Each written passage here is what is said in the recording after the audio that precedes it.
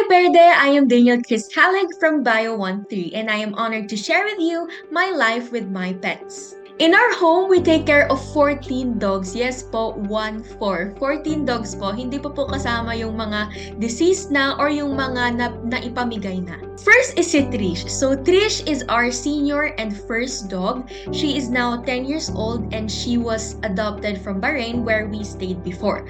Sinama po talaga namin siya iuwi dito sa Philippines kasi nahirapan kaming iwanan siya doon, not knowing what will happen to her or to whom she will be. And an interesting story about adopting her is that when we were in the shelter, other puppies were very close to us but not her. She looked at us with super cute puppy eyes, but she was very shy in approaching us. But when she did, she was very sweet to my mother na nahirapan na po talaga kaming hindi siya i-adopt. And now, she is our guard dog here and she always protects us whenever a person that she senses is not good or the situation is not good either. Next po ay si 𝗍𝗿𝗏 and si Zendaya. So they are siblings from Trish and our 𝗍𝗿𝗏, which is our dog who passed away last April 2022. And they are now 8 years old and they really love playing with water. Next po si Mikmik. So si Mikmik, she is 3 years old and she is also one of our guard dogs. Nung maliit nga po siya, sinabi po sa amin na may breed daw si Mikmik. Pero di naman po namin hinahabol kung may breed man po or wala. So, kinuha pa din namin siya. So, but seeing now, mukhang wala namang specific na breed si Mikmik, but it's okay. Mikmik is always Mikmik, so we love her. So, next po ay si Nisha. So si Nisha is now 8 years old and the name Nisha actually came from the country Indonesia because it is where she was adopted when we were staying there before. Na-attach po kami kay Nisha, mas lalo na po nung in-adopt namin siya kasi kung mapapansin nyo po, magkaiba yung color ng eyes niya. Actually, as a joke, sinasabi nga po namin sa mga friends po namin na may contact lens po siya. Pero hindi naman, syempre po joke lang po yun. And sobrang close niya po sa father ko. Kaya hanggang ngayon, spoiled daddy's girl po talaga siya. Next po ay si 𝗟𝗏𝗏. So 𝗟𝗏𝗏 is now 6 years old. We really don't know why, but he is more of an introverted kind of dog. Or yung mas kilala nga po nating sad boy, ganon. So si 𝗍𝗏𝗧 naman is now 5 years old. Very sweet siya, mas lalo na kay mami. With other people naman, kami yung nahihirapan kasi hindi pwede maging guard dog si 𝗍𝗏𝗧. Kasi nga sobrang sweet niya sa tao. Parang di niya kami kayang i-protect from dangerous people. Kasi baka makipaglaro lang siya, kaya ganun. Next is 𝗟𝗬. So, despite her small size, she is now 3 years old and her mother is Nisha and her father is 𝗍𝗏𝗧.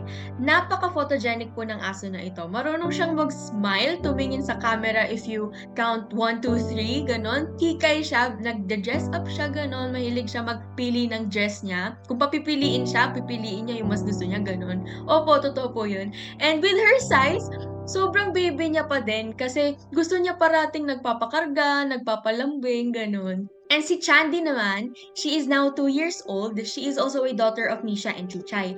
Ang takaw po niya talaga. In fact, siya nga po yung pinakamataba naming aso. Tsaka, nakakatawa kasi nanlalaki parati yung mata niya to the point na nakakatakot na po talaga. So, si Potato po is 1 year old na po siya ngayon. Like Chandy and Potato, she is also a daughter of Nisha and 𝗍𝗏𝗧. A very entertaining trait about Potato is that ang hilig at saka ang taas niyang tumalon sa cage niya. Next po is si Kobe. So unlike 𝗟𝗬, Chandy, and Potato, Kobe has a different mother but he is also a son of 𝗍𝗏𝗧. Ang ingay po talaga ng aso na to and always hyper. Kung tutusin, siya po yung parating hinuhuli namin kapag pinapaliguan yung mga aso. Kasi unexplainable po talaga yung experience kapag siya yung hinahandle. So, 𝗍𝗏𝗏, by saying his name, he is our 12th dog. He is now 3 years old and is adopted from our family relative from Pampanga. He is so easy to train, he is so smart, and we find it very funny when he shakes his body. Kasi yung ears niya, di ba mahaba, malaki siya. Kaya pag nagsishake siya, yung ears niya nagfa-flap all over the place and it makes a loud helicopter sound, ganun. Next is si Yashi. So Yashi is now 4 years old, galing siyang Cebu, and she loves Jollibee. And kaya nga naging tradition na yung kapag birthday niya ay automatic Jollibee yung handaan. And syempre, siya dapat ang mauuna sa Johnny Spaghetti. Last but not the least, si Shadow. So Shadow is a Shorty or Shih Tzu Yorkshire, and he is now 1 year old. Siya yung bunso namin ngayon, and hopefully siya muna as of now maging bunso namin. And yun, nasa Cebu siya ngayon, and he has become my therapy dog ever since I stayed in Cebu for almost a year. He loves to swim in beaches, and ang entertaining talaga kasi mahilig siyang mag-boxing and magtatatalo ng mataas, ganun. Each one of them changed my life by making it better. Through my hardest times of my life, they let me forget about those things. Katulad nga ng sinabi ko with one of our dogs, naging therapy ko sila kasi tinulungan nila akong lumayo sa pag-iisip ng mga bagay-bagay na mas alam ko na magsisink ako. But rather, they gave me endorphins. They are my endorphins. I managed to take care of them by, of course, focusing on their needs. So kahit naman may nag-aalaga sa kanila dito as a work, I also do my best in making sure that they heal when they are sick, taking them for a bath, walk, playtime, and other things. Pangarap ko po kasi talaga maging veterinarian. So sa mga napapanood ko na videos or nababasang trivias and tips from other people and sa social media, I also apply it in terms of taking care of our 14 dogs. Yes, mahirap. It is very hard, very costly, and nakakatamad naman po talaga, honestly. Pero, syempre, I love my dogs our dogs. I love our dogs. And, kaya nga, ano nga po, diba? Ang sinasabi nga po ng iba, syempre, if you really love someone, you would take care of them kahit gaano pa kahirap. Magandang umaga, Berde. Ako si Paula Parondo mula sa 𝗣𝗿𝗁. Gusto niyo bang malaman ang latest sa aking buhay? Pues, here is Life with My Pets. Brief description on all 4 dogs that I've had is that they're all adopted and they're all boys. I chose adoption kasi I think it's only fair to give stray dogs a chance at living, not just living in general, but of course giving them the kind of life most pets receive. And by pets, I mean yung mga common na may breeds like Shih Tzus, Huskies, yung mga gusto ng majority. No hate to buying pets though.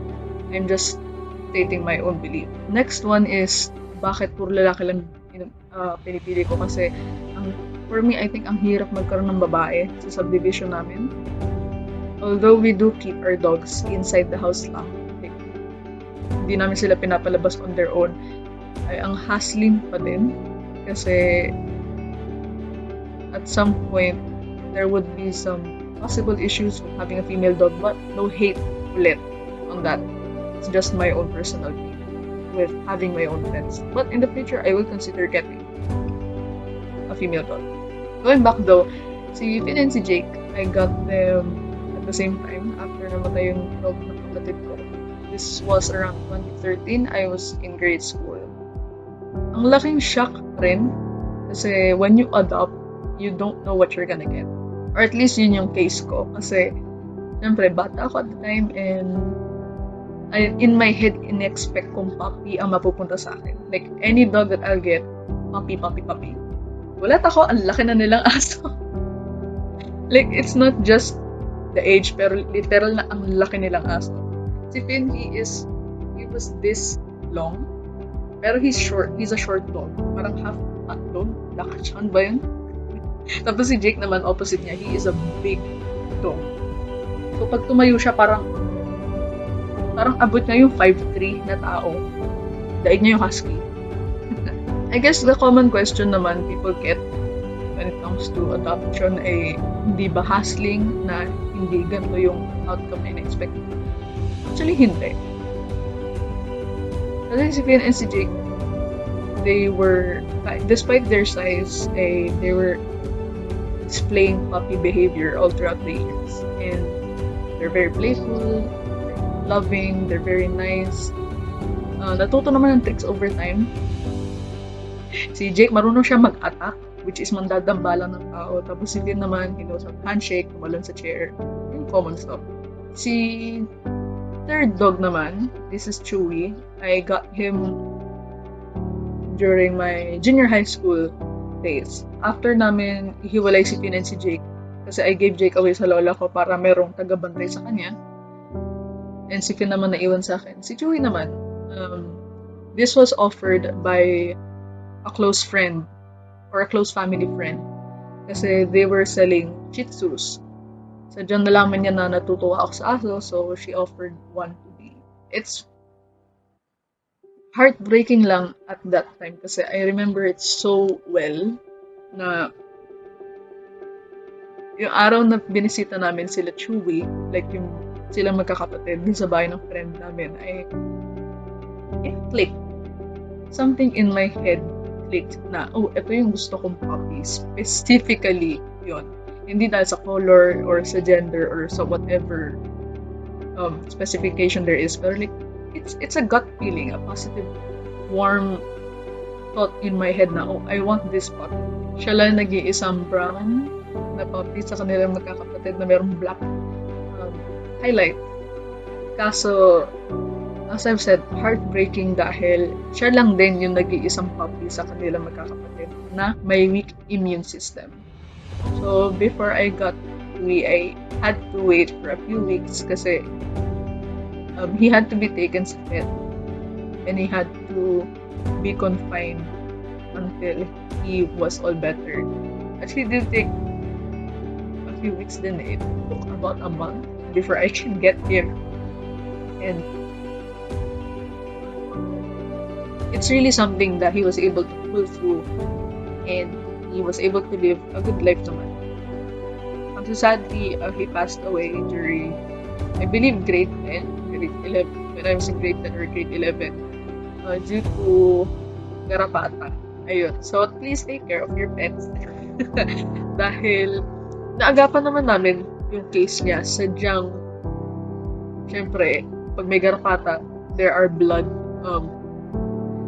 issues with blood, I forgot the term. But I'm sure all of you know the idea naman. So, may garapata, maapektuhan yung dugo, sakit. Isa pa yun that stuck with me. Kasi bago pa ako pumasok sa school, nakita ko na siyang nandun. Kailangan ko pumasok sa school. Oh my God, ang sad nun. But going back, I still had Flynn at the time. They were very close, which is nice. Kasi usually hindi ganun ka-nice si Finn sa ibang aso. Hindi naman sa mga nagat siya. But he's not open to the idea of seeing other dogs inside the house. Snob attitude, maarte. Yun si Finn. Very sassy, but I love him.